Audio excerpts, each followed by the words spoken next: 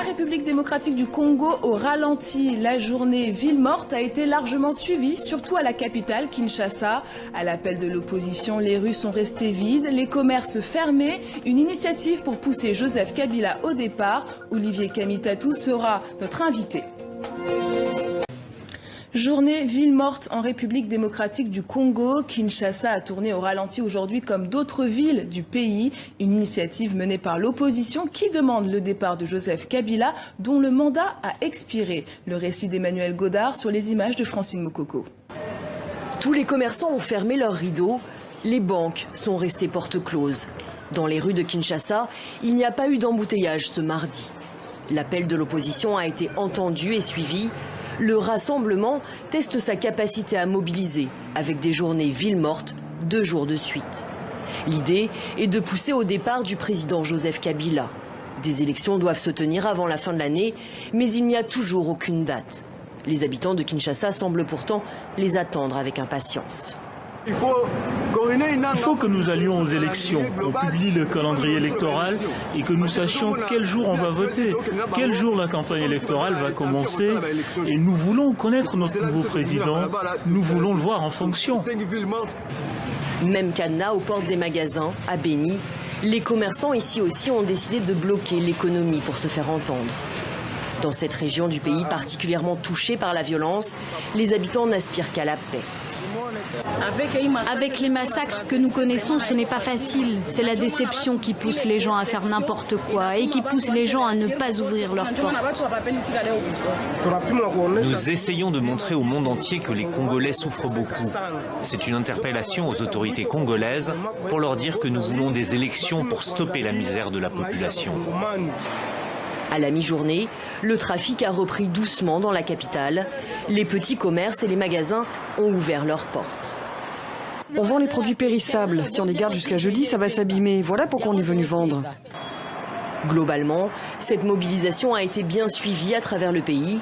D'autres actions vont suivre. L'opposition prévoit d'aller jusqu'à la désobéissance civile.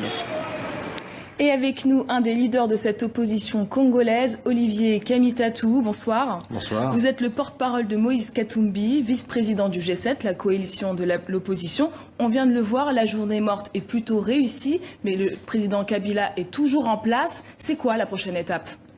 Eh bien, comme on l'a évoqué, c'est d'abord l'expression d'une volonté de 80 millions de Congolaises et de Congolais d'aller aux élections, de disposer d'un calendrier et de voir le président Kabila partir en bon ordre à la faveur d'un climat apaisé et d'élections démocratiques. Donc les prochaines actions vont continuer sous l'impulsion du rassemblement de l'opposition présidé par Félix Tshisekedi, mais également des mouvements citoyens, Filimbi, Lucha, sous l'appel également des évêques de la Senko. Le peuple congolais est mobilisé pour récupérer un droit, celui de pouvoir choisir son président de la République, comme le peuple kényan l'a fait aujourd'hui. Et quel type d'action vous allez faire ? Eh bien, comme on l'a évoqué ici, nous voulons des actions qui soient non violentes, qui soient pacifiques. Nous irons jusqu'à la désobéissance civile si Joseph Kabila ne veut pas comprendre qu'il est temps aujourd'hui non seulement d'organiser les élections, mais il est temps pour lui de partir parce qu'il ne peut être candidat à sa succession. Mais problème, les élections ne vont pas avoir lieu cette année. Le président de la commission électorale l'a dit ici même sur ce plateau. Félix Tshisekedi est lui très ferme. Je vous propose de l'écouter. Pour nous, le 31 décembre 2017, c'est la date fatidique, au-delà de laquelle nous ne voulons plus le voir ou l'entendre à la tête du pays. Pour nous, son histoire sera au passé. Et vous, qu'est-ce que vous allez faire le 1er janvier 2018 si Kabila reste au pouvoir ? Eh bien, comme l'a dit le président Félix Tshisekedi, Joseph Kabila partira, de gré ou de force. Nous souhaitons que cette force soit une force non violente. Hier, il y a eu de nombreuses victimes et il faut saluer la mémoire de ces victimes. Ils ont été sauvagement abattus. L'aveu de la police est un aveu d'avoir utilisé des balles réelles contre des manifestants pacifiques. Ça veut dire que le peuple congolais est courageux, est prêt à se dresser, à rester debout, à dresser le front contre la dictature qui est imposée par Joseph Kabila. Aujourd'hui encore, les réseaux sociaux, c'est une restriction totalement abusive de nos libertés. On veut tuer en silence, sans témoin, le peuple congolais. Le peuple congolais va réagir à cela. Mais est-ce que l'affrontement est inéluctable ? L'affrontement peut être évité s'il y a un calendrier qui est publié, mais pas un calendrier qui soit un piège. Nous ne voulons pas un énième calendrier de M. Nanga qui ne soit pas réalisable. Nous voulons un calendrier qui est, disons, une garantie. La garantie des Nations Unies que ce soit un calendrier réaliste, à la fois en termes d'activité, à la fois en termes de financement. Il ne faut pas nous présenter des chiffres fantasmagoriques pour ne pas organiser des élections. Ce serait un prétexte trop facile. Nous voulons un calendrier et s'il faut une seule élection, l'élection du président de la République, Joseph Kabila partira au 31 décembre 2017. Quelle est votre solution pour cette sortie de crise? À part le calendrier, parce qu'aujourd'hui, il ne tient pas pour l'instant. Eh bien, d'abord que ce calendrier soit publié, que la séquence des élections puisse se convenir entre tous les acteurs. Aujourd'hui, une seule famille politique organise les élections et décide de l'alpha et de l'oméga. Que ce soit clairement entendu, que nous participions à ce calendrier, qu'il est la garantie des Nations Unies et que nous puissions aller rapidement vers l'élection du successeur de Joseph Kabila.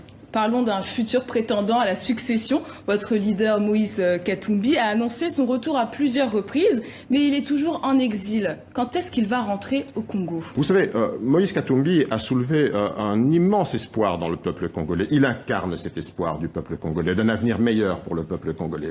Eh bien, à mesure qu'il a incarné ce grand espoir du peuple congolais, à mesure le dictateur Joseph Kabila a décidé que ce serait son adversaire, qu'il fallait l'éliminer. Eh bien, aujourd'hui, Moïse Katumbi dispose de décisions juridiques d'une justice indépendante internationale. C'est un homme courageux. Il rentrera en temps voulu pour répondre à l'espoir du peuple congolais. Y a-t-il une date précise? Parce que vous nous aviez déjà dit sur ce même plateau qu'il allait revenir dans les prochains jours. Nous pensons que ce sera dans les toutes prochaines semaines. Aujourd'hui, il est inutile de gonfler à nouveau les geôles de Kinshasa. Vous savez que le pouvoir dictatorial de Joseph Kabila n'obéit à rien, méprise et instrumentalise la justice. On ne veut pas ajouter un nouveau prisonnier ou un nouveau cadavre aux milliers de morts congolais. Donc ce sera probablement dans les prochaines semaines et nous espérons qu'avec l'appui de la communauté internationale, au courant des prochaines semaines, au mois de septembre, Moïse Katumbi pourra rentrer dans son pays. Mais comment changer la donne politique quand on est à des milliers de kilomètres du pays? Précisément. C'est parce qu'on est à des milliers de kilomètres qu'on a cette liberté d'action, qu'on peut mobiliser l'opinion internationale sur le cas du Congo. C'est un cas pathétique. On parle aujourd'hui de 70 morts au Venezuela. Ce sont des milliers, des dizaines de milliers de morts en République démocratique du Congo. Le rapport des Nations Unies qui était sorti il y a quelques jours atteste qu'au Kasaï, c'est l'instrumentalisation des tensions ethniques par le pouvoir, par une milice du pouvoir, qui provoque aujourd'hui des centaines, des milliers, des millions de déplacés internes. 3 millions de déplacés internes dans notre pays. Toute la ville de Paris serait partie déplacés internes. Nous n'acceptons pas ça et je pense que Moïse Katumbi, étant libre de ses mouvements, peut effectivement Est-ce qu'il a peur de la prison? Est-ce que c'est pour ça qu'il ne rentre pas? Absolument pas. C'est un homme courageux. Mais nous lui avons dit, attention, vous avez une mission à remplir. Vous représentez, vous incarnez un espoir pour ce pays. Vous ne pouvez pas aller vous livrer.